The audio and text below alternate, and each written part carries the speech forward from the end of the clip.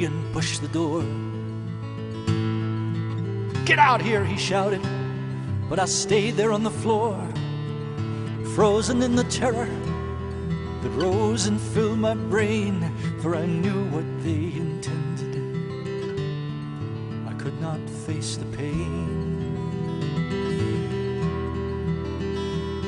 Then soldiers came into the cell, and they dragged me to the yard.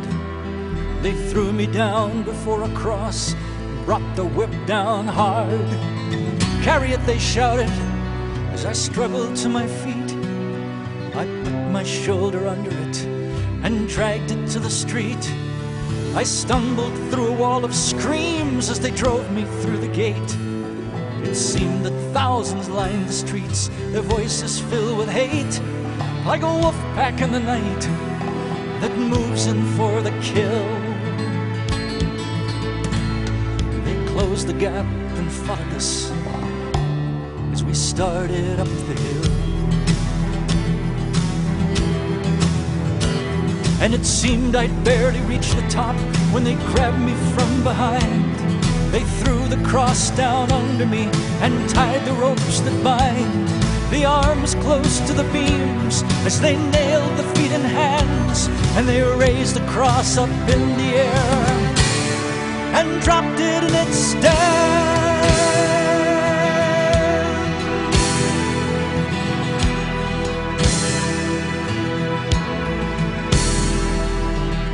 Through a blur of pain, I saw the cross there next to mine. There were people all around it, so I looked to read the sign. It was nailed there up above his head, so the world could see the news that the man who seemed so helpless there was the King of all the Jews. And the crowd that stood around his cross made jokes about his name. They shouted, laughed, and spat on him, so I joined in the game. I said, "Hey, if you're the king, why don't you get us down from here?" But the taunt just sounded hollow. It echoed in my ears. 'Cause he looked at me with eyes that seemed to reach into my heart. They shone a light on all my lies and tore my life apart. There was more that lay behind that gaze than simply blood and clay. But knowing was too much for me. I had to look away. But I chanced another look at him. He was looking down where the soldiers who just crucified us drank there on the ground. And although he spoke them quietly, somehow his words came through. He said, "Father, please forgive them. They don't know what they do." Then, as if they'd heard him speaking, the crowd began to roar, whipped to frenzy by the priests who urged them on to more. But the worse the accusations now, the plainer I could see the guilt of the accusers, not the one there next to me. But the man upon the other cross began to curse and swear, and his voice was filled with venom as he hurled it through the air. All the horror that was in him and had laid his life to waste came out in every syllable he flung in Jesus' face. And Jesus only looked at him, but something rose inside of me.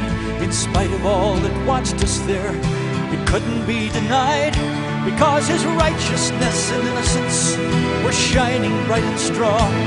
I just couldn't keep my silence.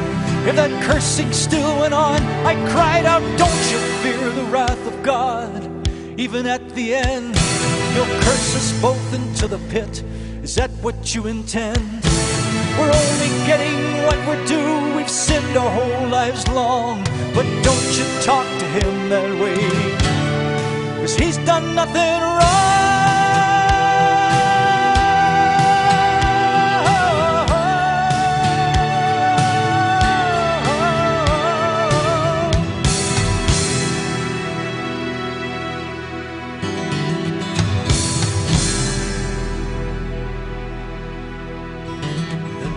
Courage, in a voice not quite my own,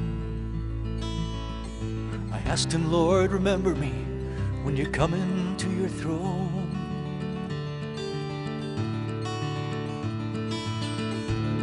He answered me, and even then his love was undisguised. He said, before the sun has set today,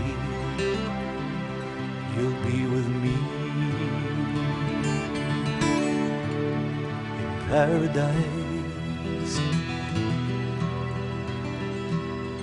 The shouts and curses did not stop even when the sunlight ceased. But somehow in the midst of it, my soul had been released. And though the agony continued, it was still too small a price to be allowed to hear those words and to die beside the Christ.